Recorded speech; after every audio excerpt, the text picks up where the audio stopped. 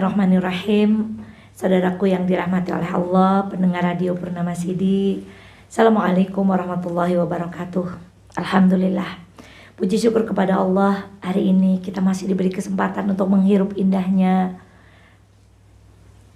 udara di bulan Ramadan, indahnya ibadah-ibadah di bulan yang suci ini. Dan mari kita kosongkan sejenak kembali hati kita untuk kembali mengundang rahmat dengan duduk sejenak di majelis ilmu, belajar dari ayat-ayat, kisah-kisah, dan kejadian-kejadian di masa lalu.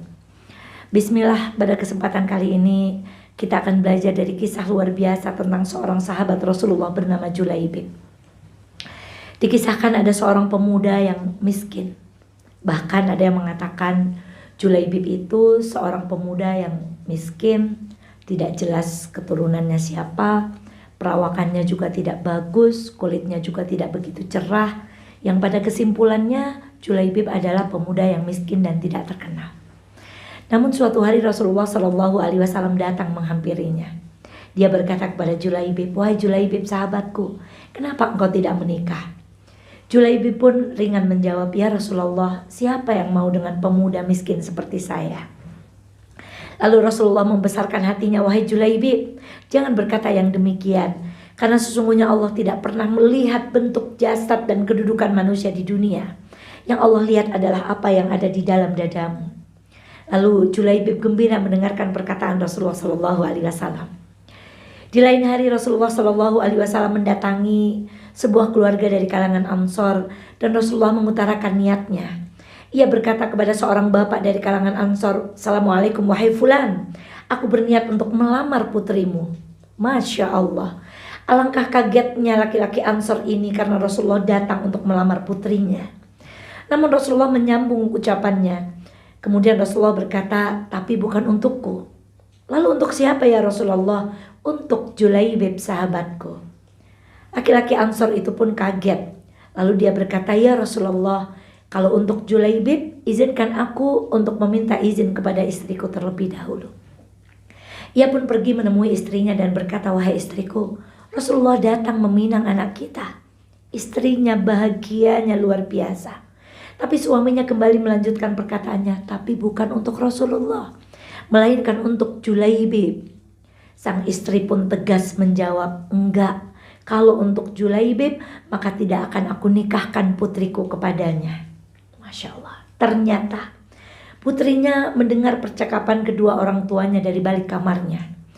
Ia berkata kepada orang tuanya, "Wahai ayah ibuku, apa yang sedang kalian bicarakan? Aku mendengar kalian membicarakan tentang lamaran Rasulullah SAW." Orang tuanya pun menjawab, "Ya, Rasulullah datang melamarmu, namun bukan untuk dirinya, melainkan untuk Julaibib. Dan kami tidak setuju kalau engkau menikah dengan Julaibib." Lalu anak yang solihah ini membaca satu ayat di hadapan orang tuanya. Kata gadis ini, "Wa ma kana lil mu'minin wala mu'minatin idza qadallahu wa rasuluhu amran ayyakuna lahumul khiyra min amrihim." Wahai ayah ibuku, bukankah kalian telah mendengar satu perkataan dari ayat Quran bahwa tidaklah bagi seorang mukmin dan mukminah, kalau Allah dan Rasulullah meminta sesuatu, tidak ada pilihan bagi kehidupannya kecuali kalimat sami'na wa ata'na. Maka ayah dan ibuku, nikahkan aku dengan Julaibib. Singkat cerita, kedua orang tua ini datang kepada Rasulullah SAW untuk menikahkan putrinya dengan pemuda Julaibib. Dan Masya Allah, Rasulullah pun mendoakan bagi dua pasangan ini doa yang luar biasa. Kata Rasulullah SAW, "Ya Allah, curahkanlah kebaikan kepada kehidupan keduanya dan jangan jadikan hidupnya kehidupan yang susah." Menikahlah mereka dan mereka masuk kepada kehidupan rumah tangga yang baru. Alangkah bahagianya Julaibib, laki-laki yang selama ini pesimis, mendapatkan istri yang solihah. Malam pertama pun mereka melalui. Kebahagiaan datang kepada hati kedua mempelai ini. Namun Allahu Akbar, di saat mereka sedang bersenang-senang dan mereka sedang berbahagia dengan pernikahan mereka, Rasulullah memukul genderang untuk jihad. Maka Julaibib pun berkata kepada istrinya, "Wahai istriku, Aku akan memenuhi panggilan Rasulullah Shallallahu Alaihi Wasallam untuk berjihad, dan aku akan meninggalkanmu. Karena kesalihan perempuan ini pun mengizinkan Julaibib suaminya untuk memenuhi panggilan jihad Rasulullah Shallallahu Alaihi Wasallam. Pergilah Julaibib berperang bersama Rasulullah Shallallahu Alaihi Wasallam. Berkobar peperangan, gugur para syuhada, dan seperti biasa, ketika Rasulullah Shallallahu Alaihi Wasallam di akhir peperangan selalu mengecek siapa saja sahabatnya yang gugur. Ia pun menanyakan kepada sahabat yang lain, wahai sahabatku, siapa saja yang gugur pada peperangan ini? Sahabat Nabi menjawab, fulan, fulan, fulan, fulan. Bertanya lagi Rasulullah, sahabat Nabi menjawab, fulan, fulan, fulan. Tanpa seorang pun menyebut nama dan keluar dari lisannya nama Julaibib radhiyallahu anhu. Lalu Rasulullah berkata kepada para sahabatnya, aku kehilangan seorang laki-laki soleh. Aku kehilangan Julaibib, bantu aku mencari jasadnya. Kemudian Rasulullah bersama para sahabat yang lain mencari jasad Julaibib. Dan Rasulullah mendapati Julaibib telah gugur. Di samping Julaibib ada 7 pasukan dari kaum kafir.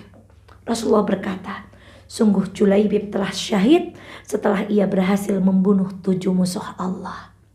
Lalu Rasulullah meletakkan jasad Julaibib di lengannya dan tidak diletakkan sama sekali sampai liang lahat yang akan digunakan untuk mengubur jasad Julaibib jadi dibuat oleh para sahabat. Dan Rasulullah sendiri yang mengangkat jasad Julaibib masuk ke dalam liang lahat itu. Inna lillahi wa inna ilaihi raji'un. Beginilah keadaan orang-orang yang beriman, tidak terkenal di muka bumi, namun terkenal di sisi Allah Subhanahu wa Ta'ala. Tidak dimuliakan di muka bumi, tapi mendapatkan kedudukan yang mulia di sisi Allah Subhanahu wa Ta'ala.